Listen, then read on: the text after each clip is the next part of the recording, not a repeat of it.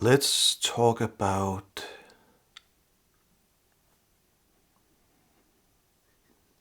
consciousness.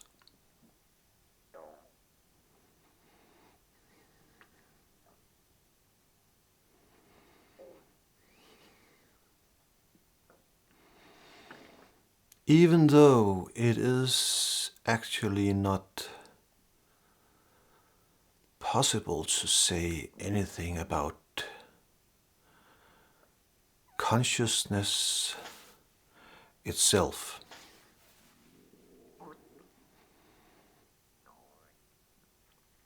However, we are able to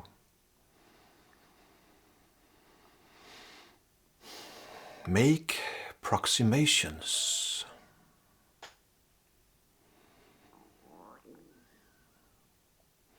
We are able to try to describe our own direct being, our own direct experience.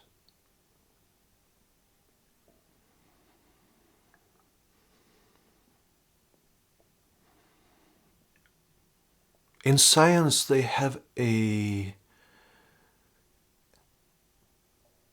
concept that goes something like the hard problem of consciousness.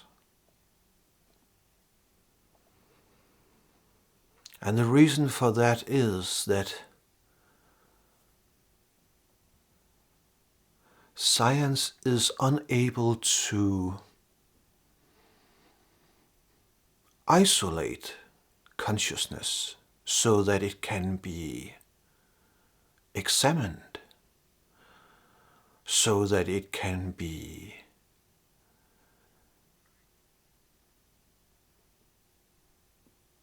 tested.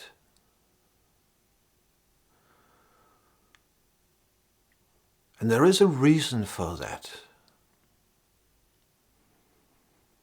And science have not yet opened itself up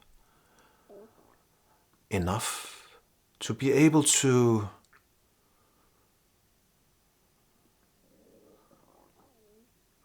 understand consciousness. Understand that consciousness cannot be scientifically understood. And when that is understood, then we start to understand consciousness. As I said, consciousness cannot be isolated. You cannot fragment consciousness. You cannot pull out a fragment and then start to investigate it. And the reason for that is that if you try to separate, if you try to fragment consciousness, it is not consciousness as such that you are ending up with, although it is consciousness, but it cannot be understood as a fragment. Consciousness can only be understood as a whole. Not a H-O-L-E, but a W-H-O-L-E. As a whole. Consciousness is wholeness. And that is also why it is difficult to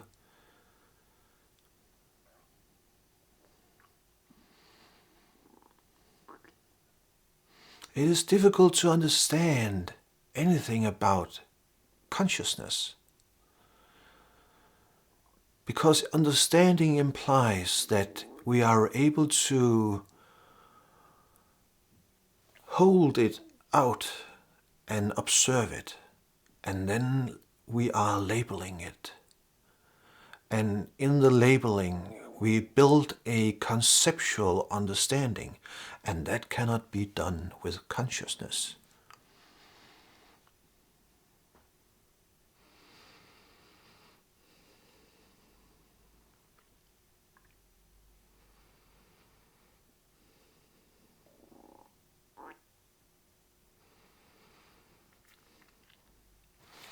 If I were to take off these glasses and hold them out, I can observe the glasses. But what is it that is observing? Well, some might say it is the eyes, EYE, that is observing the glasses, but that is not true. The eyes facilitate seeing, but the observing itself is consciousness.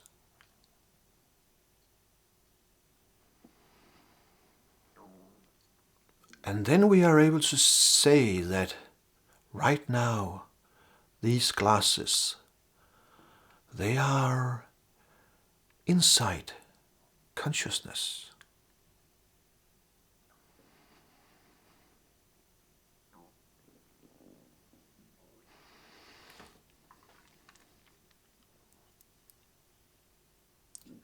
See if you can find anything outside consciousness.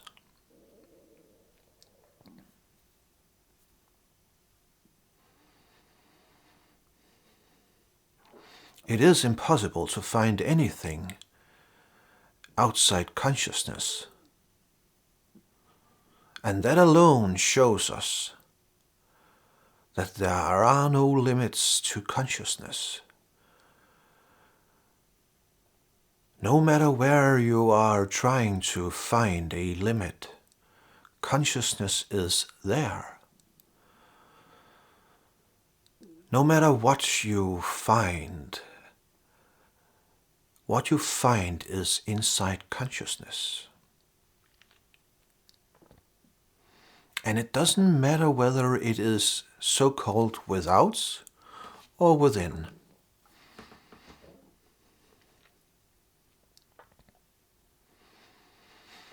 All your thinking, all your thoughts, they appear inside consciousness.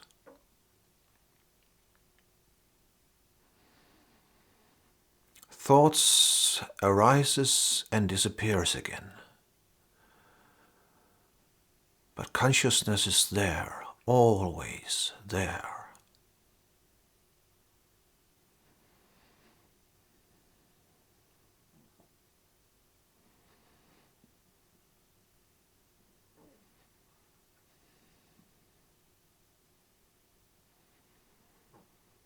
Everything but consciousness is coming and going. Everything but consciousness is arising and disappearing again. Everything but consciousness is inside consciousness. Consciousness unlimited, boundless, never-ending. See if you can find an end to consciousness.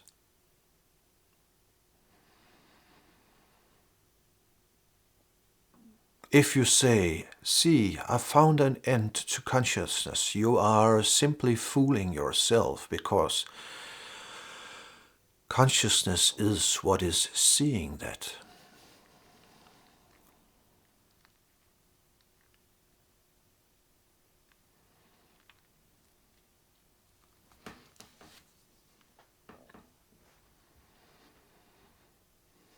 Consciousness is what you are looking for.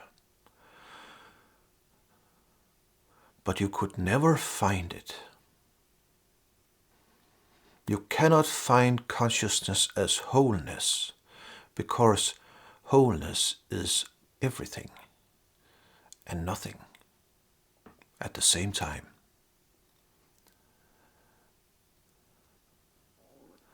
It is only the conceptual, conditioned mind that by naming things, naming stuff, seemingly fragments everything.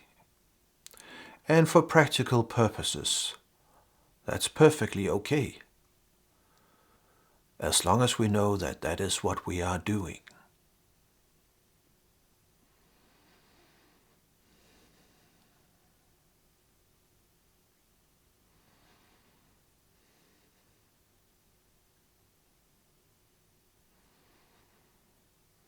In actuality, there are no hard problem of consciousness.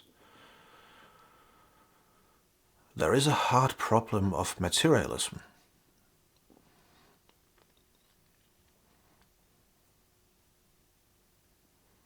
We do not even know what materialism is. Just because we are able to label it as atoms, as particles, we still haven't got a clue what it is. But the answer is simple. It's consciousness. Consciousness appearing seemingly as materialism.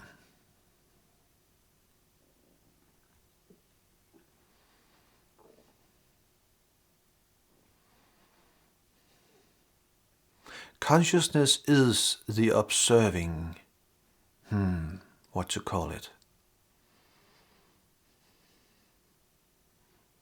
I'll just let it be with that. Consciousness is the observing. And there is not a someone who has consciousness. Any idea about a someone, I am a someone, that idea is conceptual. That idea arises inside consciousness.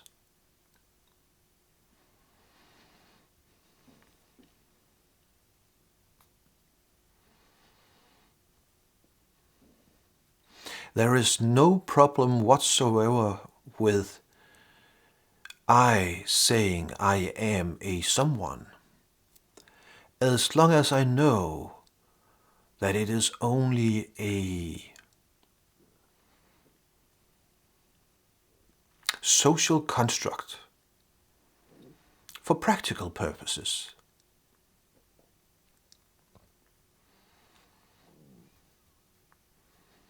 So there is no problem with it.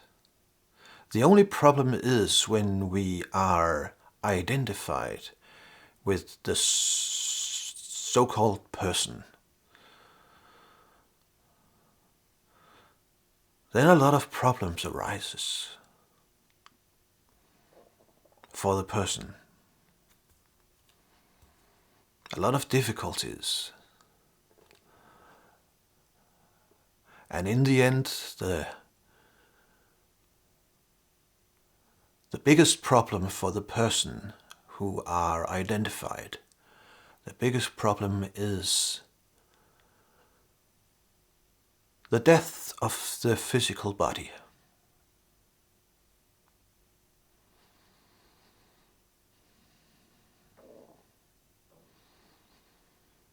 But when consciousness awakens to itself, when consciousness seemingly rediscover itself in this physical form, so-called physical form, when that happens, consciousness know that it is by no means whatsoever limited to this physical body. And that means that when this physical body dies, consciousness does not die.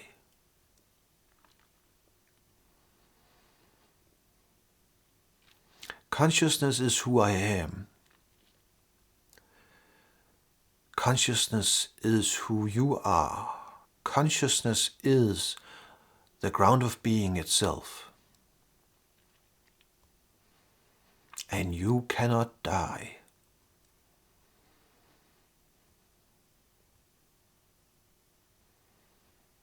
Yes, the personality structure and all of the identification and conditioning is dying with the body.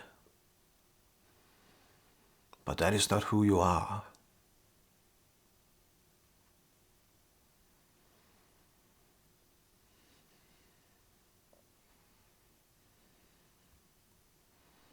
All of that is just the dance of forms, coming into existence, going out of existence again. And everything is unfolding inside consciousness. An entire universe. A universe without any limits. Inside consciousness. Limitless consciousness.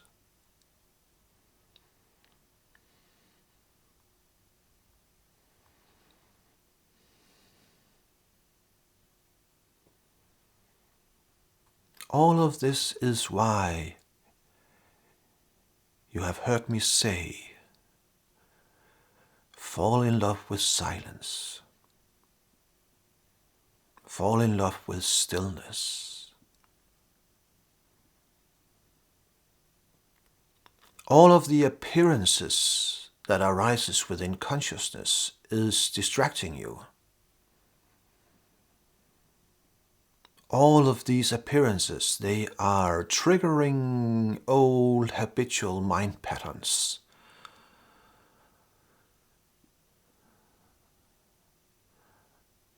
And as long as you are surrounded, identified with all of these appearances, you are sleepwalking.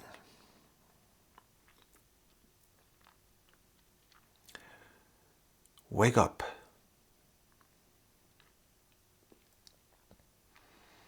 It's time.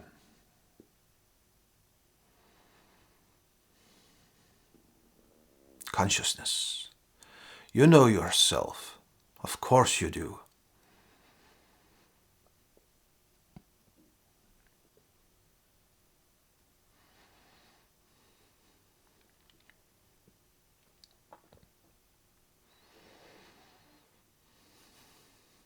Fall in love with silence. Fall in love with stillness. Close your eyes. But be aware. Be observant with your eyes closed.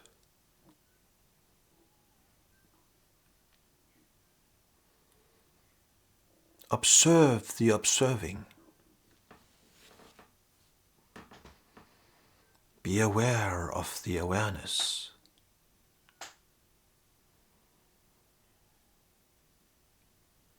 Trace it back to the source,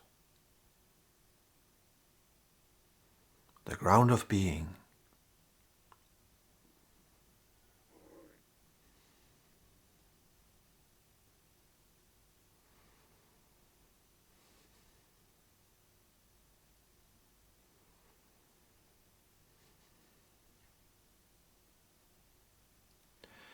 Rest as that observing, rest as that awareness.